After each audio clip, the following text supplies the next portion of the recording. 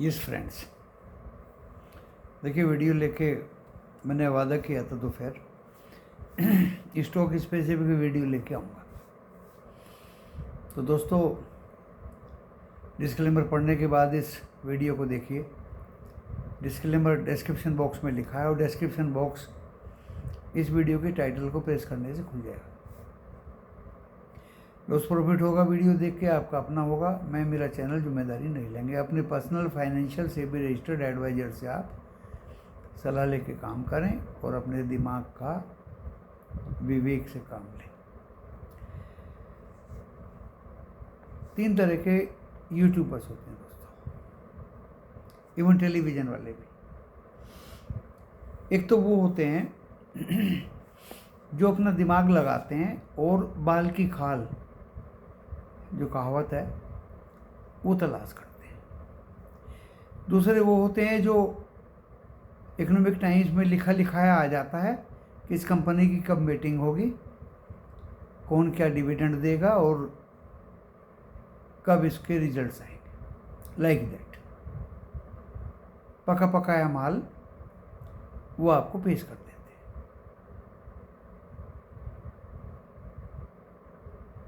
एक यूट्यूबर्स वो होते हैं जो एस्ट्रोलॉजी, जो ग्रह पे विश्वास करते हैं, हवा कैसी चल रही है उस पर कुछ लोग विश्वास करते हैं, कुछ नहीं करते हैं। कुछ ऐसे होते हैं जो दोस्तों तथ्यों पर आधारित इंटरप्रिटेशन करके, एनालाइज करके आपके सम्मुख पेश करते हैं। कुछ यूट्यूबर ऐसे होते हैं कि जो आपको गफलत में डाल देते हैं कि अब से 3000 पॉइंट गिरेगा अगस्त के एंड तक। तो तरह तरह के यूट्यूबर्स होते हैं। मैं उनमें से एक यूट्यूबर हूं जो तथ्यों पर आधारित बात करता हूं। अब शुरू करते हैं दोस्तों इस वीडियो को। टाटा मोटर्स मैंने पिछले शनिवार को शायद दिया था, TTML एंड टाटा मोटर्स पे एक वीडियो स्पेशल बनाया था और उसके डाटा भी पेश किए थे टाटा मोटर्स के। उसके प्रॉफिट भी, रेवेन्यू, प्रॉफिट, EPS, डेप्ट, everything was depicted by me. देखिए, जो मेरे वाणी से, भाषा से, तथ्यों से इम्प्रेस या वाकिफ नहीं होता, उसकी समझ में नहीं आता, तो उसको कह देना बड़ा आसान है कि ये सब वीडियो बेकार है। जिसकी समझ में आता है, जो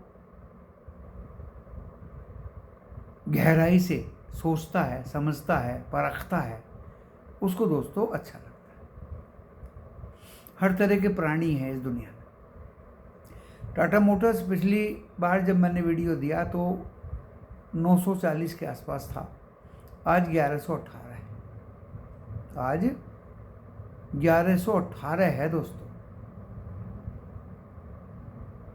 देखिए कहाँ पहुंच गया। क्योंकि पूरे जोर शोर से, कुछ लें या ना लें, टाटा मोटर्स को जरूर अपने पोर्टफोलियो में रख लीजिए।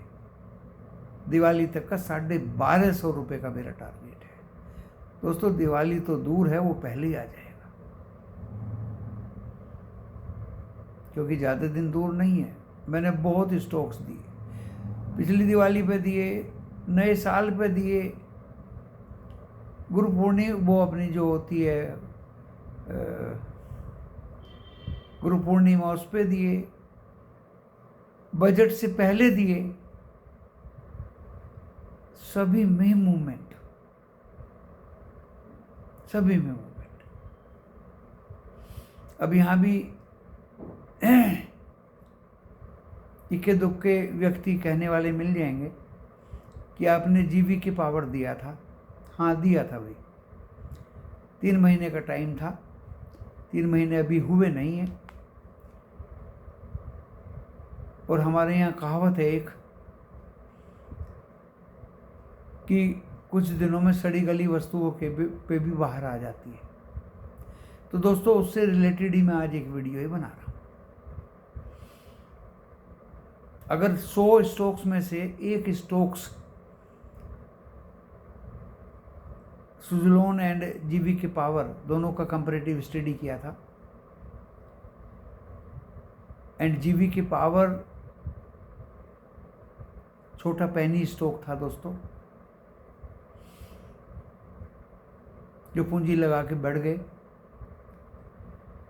उसमें क्या हुआ, क्या होने वाला है, क्या हो सकता है, अभी भी इंतजार कर रहे हैं। मेरे पास भी 1000 है और उसका इंतजार करेंगे दोस्तों कयामत तक, इसलिए स्टडी करके उसको लिया था। लेकिन उसी के संबंध में उससे मिले जुले स्टॉक्स मैं बताने आया हूँ। टीटीएमएल दिया था दोस्तों, टीटीएमएल अभी विचार कर रहा है कि ऊपर जाऊँ या नीचे जाऊँ। खोने के लिए इसमें कुछ भी नहीं है, 65 रुपये इसका लो है। अभी Q1 के रिजल्ट्स आए दोस्तों, जैसे पहले क्वार्टर आए हैं ऐसे ही आए हैं, अभी भी लॉस में है कंपनी। लेकिन कहीं गवर्नमेंट से बात हुई है, गूगल से बात हुई है, वो इम्प्लीमेंट होगा तो इसमें digitally TTML is not bad, कुछ तो अर्निंग कर रहा है दोस्तों। खैर, अब हम शुरू करते हैं इस तरह के कुछ स्टॉक्स और उनसे निकाला हुआ निष्कर्ष। सबसे पहला स्टॉक लेता हूं दोस्तों मैं MTNL, जिसमें अपर सर्किट लगते जा रहे हैं।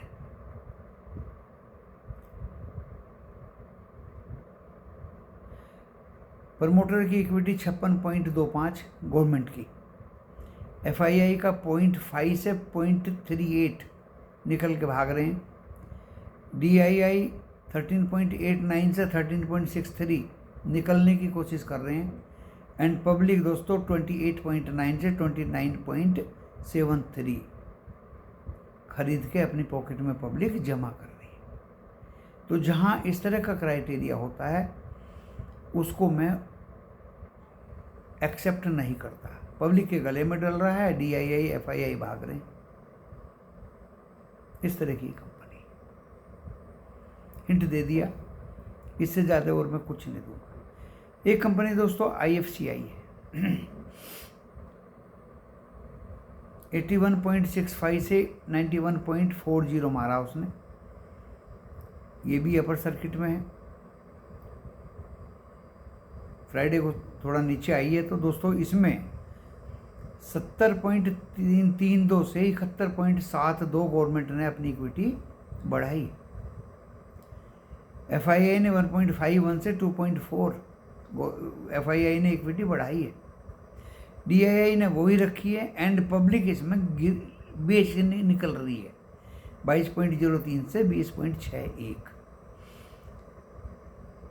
2024 में 2023 के मुकाबले ज़्यादा इनकम दिखाई है कंपनी ने, एंड पहली बार दोस्तों बहुत दिनों में पहली बार 2023 में 119 करोड़ लॉस के मुकाबले 241 करोड़ 224 में प्रॉफिट शो किया है। इट मीन्स कुछ कर रही है। और रिजर्व भी दोस्तों 2195 से 2489 करोड़ के हो गए। लाइबिलिटीज भी 176 करोड़ से जीरो हो गई दोस्तों। इस कंपनी में कुछ मुझे दमखम लग रहा है। That is the name of the company is IFCI। ये हमारे ज़माने की कंपनी है, जो बहुत नीचे पेनी स्टॉक हो गया था ये, और ये धीरे धीरे दोस्तों काफ़ी कुछ संभल गया है। लोन डिसबर्स करता है, SME को भी लोन देता है। इसमें कुछ दमखम मुझे लग रहा है। एक कंपनी है दोस्तों PTC इंडिया फाइनेंशियल, काफ़ी कुछ बढ़ चुकी है, जल्दी जल्दी बता देता हूँ। इसमें 15 रुपये 80 पैसे से 67.95 तक गई, अभी 55 रुपये पे चल रही है। PI भी अट्रैक्टिव है, बुक वैल्यू अट्रैक्टिव है। रेवेन्यू डाउन हुए हैं दोस्तों, इसके ज़बरदस्त डाउन हुए हैं।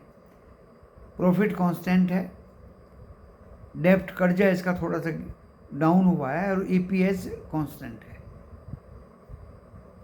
24 में 2023 के मुकाबले 2024 में इनकम कम हुई है, प्रॉफिट भी बहुत कम हुआ है।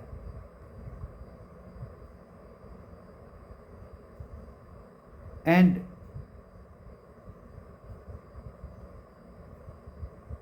ये कंपनी ज़्यादा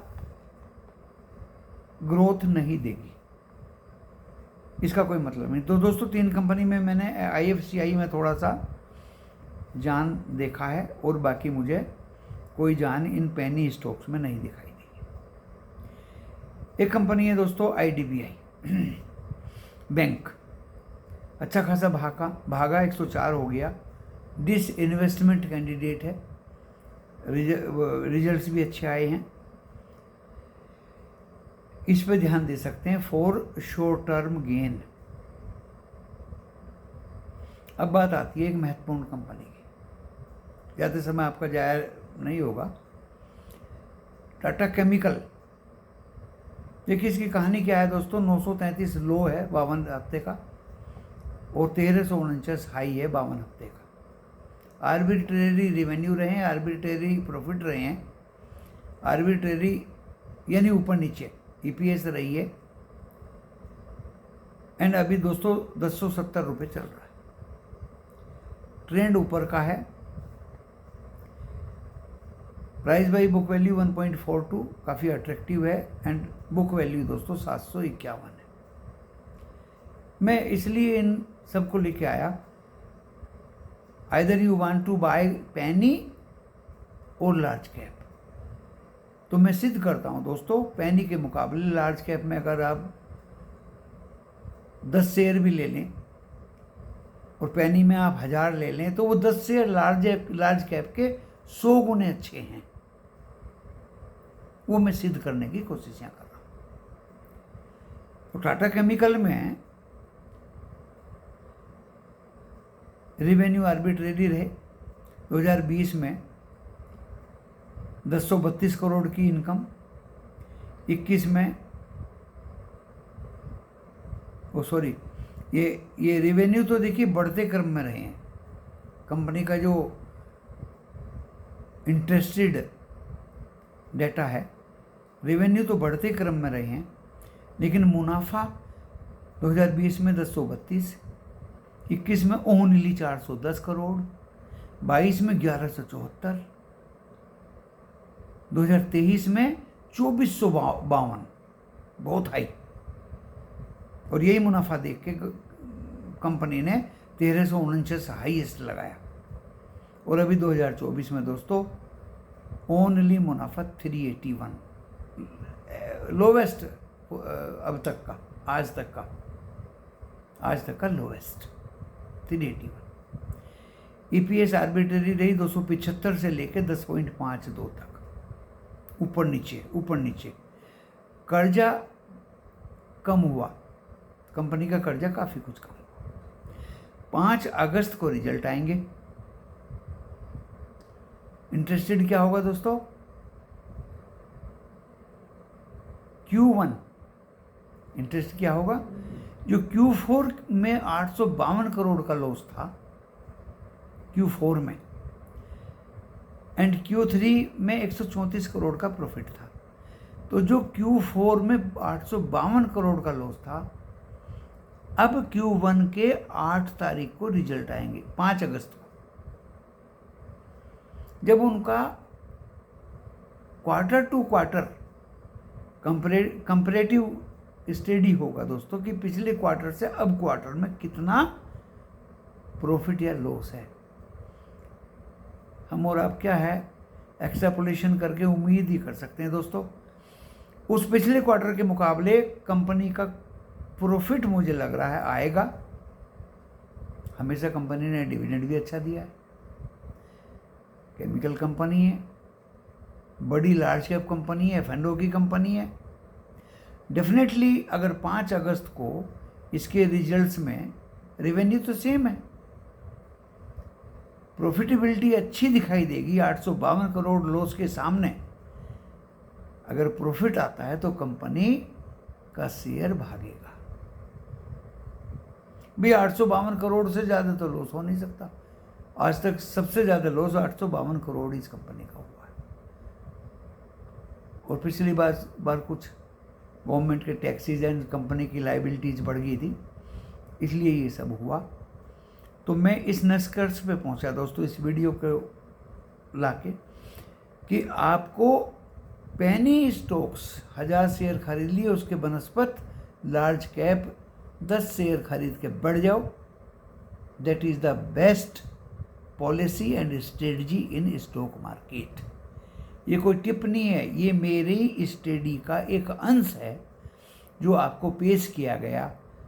पिछली बार टाटा मोटर्स का भी आपको इस तरह से ही अंश पेश किया था। रही बात है TTML की, खोने को तो दोस्तों कुछ नहीं है, 65 से नीचे तो गया नहीं है। और पाने को दोस्तों अगर इसने 155 क्रॉस कर दिया फिर ये पीछे मुड़ के नहीं देखेगा। वो न्यूज बेस 155 क्रॉस करे या परफॉर्मेंस बेस 155 क्रॉस करे, अभी मुझे लगता है ये 100 रुपये के आसपास ही कंसोलिडेट करता रहेगा। रिजल्ट्स Q1 के आ चुके हैं। न्यूज कोई फेक बता रहा है, कोई असली बता रहा है, कोई ऐसा MOU साइन गूगल या किसी के साथ इसका हुआ नहीं है। ओनली र्यूमर्स बेस था कि जो ये TTML 100 रुपये के आसपास आ गया और वहाँ पे ये कंसोलिडेट होता रहेगा। अभी इसकी परफॉर्मेंस में दोस्तों कोई चेंज नहीं है। रेवेन्यू जो के तो हैं, लॉस जो के तो बने हुए हैं। टाटा मोटर्स मैंने खुल के बता दिया आपको, 1250 बहुत जल्दी आ जाएगा, क्योंकि गाड़ियां भी बिकी थी, प्रॉफिट भी बिके थे। अरे 223 की जगह 31,000 करोड़ का प्रॉफिट। अभी जो रिजल्ट 1 अगस्त को आएंगे वाह तो होगी दोस्तों। इसलिए ये 940 से 1118 रुपये भागा और अभी दोस्तों 1150 ये क्रॉस करने की तैयारी में है इनकमिंग वीक। टाटा केमिकल 5 अगस्त को रिजल्ट आएंगे। इसका क्लू यही है दोस्तों कि 852 करोड़ लॉस की जगह ये प्रॉफिट Q1 में शो करेगा। ऐसा मेरा दोस्तों अनुमान है, अजम्पशन है, सोच है, विचार है। आपका क्या है?